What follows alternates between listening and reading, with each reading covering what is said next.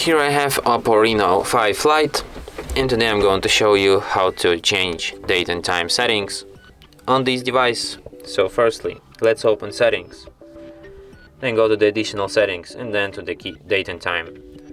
You can change your time format from 24-hour to 12-hour. If you want to change your time, if you want to set up it manually, you have to firstly disable this set automatically feature. Here you can change select your time zone. Here you can change your date. Here you can change your time.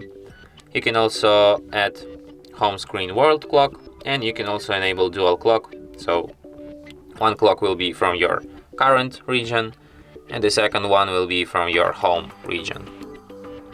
So yeah. And that's it. Thanks for watching. If you find this tutorial useful, don't forget to hit that like button and subscribe to our channel.